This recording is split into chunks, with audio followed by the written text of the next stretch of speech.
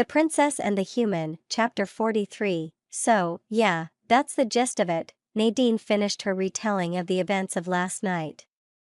When she was done, Githe needed to process everything she had just heard. There were a million questions in her head, reaching all the way from the girl's well-being to the fallout of her actions. The ambassador, is she, what? No. Why would you? Okay, I can see why you would think that. But no, she's alive. She's currently being detained in one of the guest rooms, I think. The captain said he'd get your colleague to check up on her. Once she wakes up, she'll probably get interrogated and brought down here, and then your name should be cleared. That was good. Even if the ambassador was likely to be executed for her crimes, Nadine could have been in trouble if she had killed her before the hearing. And what about you? How do you feel? Her head slumped a bit. Not great, but honestly better than I thought I would. I killed this guy without a second thought, and yet. I mean, he had a weapon and did try to kill me, but it was just so easy. To be honest, it's a bit scary. That made Githe think back to how Nadine was when she had first arrived on Homie. Back when the doctor had foolishly assumed that a bit of research was all needed to help the girl. Once she was out of her cell, she needed to find a better way to evaluate her. But for now, I would love to say that I know what you are going through.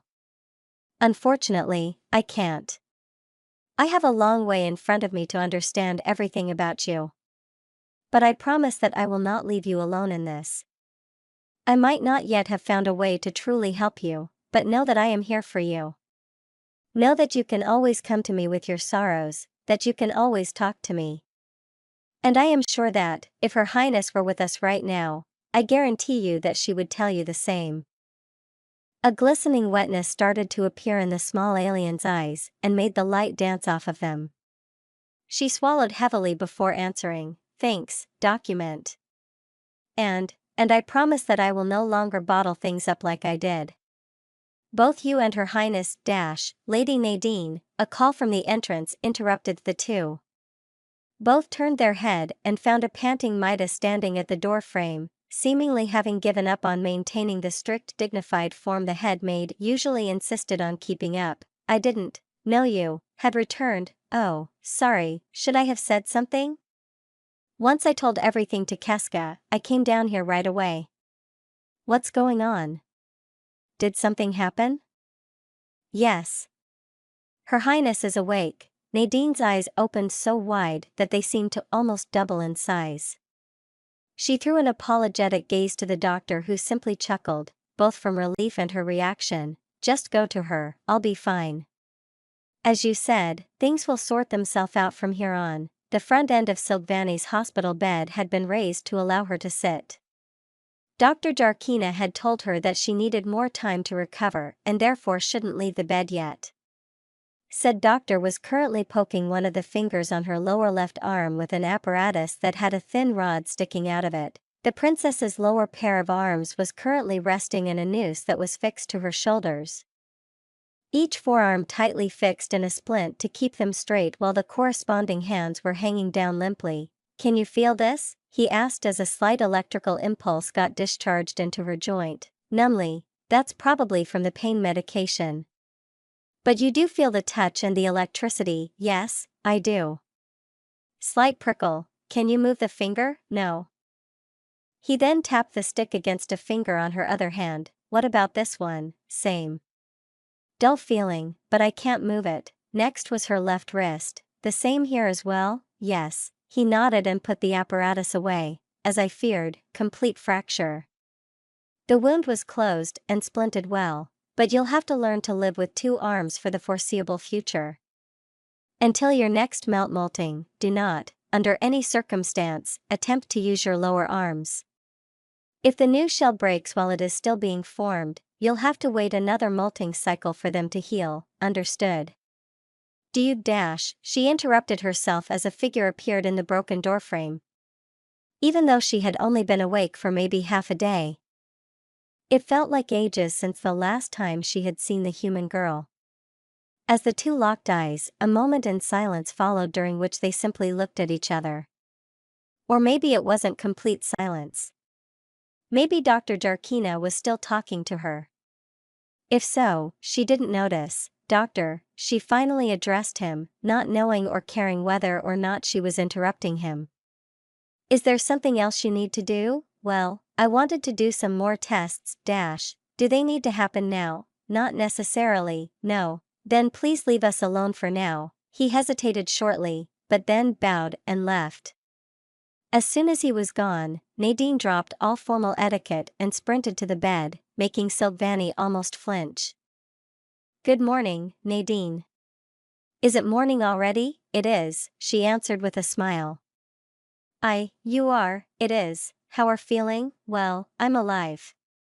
Thanks to you, as I heard, me and document, for sure. Maida told me that Githe is in a bit of a predicament right now. The small alien shook her head. Don't worry, it's about to be sorted out. Oh? That sounds like you have a story to tell. She most certainly had. Silvany had only heard a rough retelling from Maida, so she appreciated that Nadine started her explanation the night she collapsed. She told her how she had broken her out of her room, how she and the doctor had desperately tried to save her and broken her arms in the process. She talked about the staged suicide, the failed attempt on Nadine's life, and finally the chase through the city. That is definitely enough to bring her to justice, Silvany commented once Nadine was done, but not the end of it, the small alien reminded her. Someone brought that poison drink to me, or poisoned the fruits. Someone used Doc's license. She can't have done all of that on her own. I doubt that she would cover for her accomplices now her deeds have been revealed. But you are right, we will have to conduct a thorough weeding. She leaned back in her bed, but others will do that. You have done more than enough. If you want, I can try to mask the incident and silence those who saw. No, I am done hiding. I appreciate that you kept my existence a secret for my sake, but this can't go on forever. I chose to take on an active role, and I stand by that. Very well, Silvany chuckled. To be honest, I am glad you chose so. Because otherwise, I couldn't have given you more than a mere thank you. Nadine blinked a few times. Wait, you're not planning to give me some award, do you? Why not? People have been awarded for way less than what you did, but I won't have to hold a speech, right? I'm not good at speaking in front of many people. With this, Silvany became unable to contain her laughter. Laughing hurt a bit, but she couldn't help it. That's what you are concerned about. Well, I guess that can be arranged. But you won't get around meeting my parents. So better prepare for that. Oh yeah, she retorted with a grin. Then you better also prepare to meet my father once we. Her gaze fell as her voice died mid-sentence. Nadine, no, it's fine. Silvany took a deep breath. They are out there, she finally assured Nadine, somewhere. I'm sure of it. Think about how resilient you are, then imagine what an entire ship of your kind can do. Who knows, maybe they already met another member of the Alliance. Word travels slowly beyond the hyperlanes. When this ordeal is over, I will send word to all members, I promise. The words hung in the air for a while, but in the end, Nadine seemed to reignite her determination.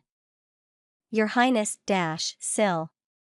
I'm sorry, what? That's what my family calls me in private, Silvany explained slightly sheepish.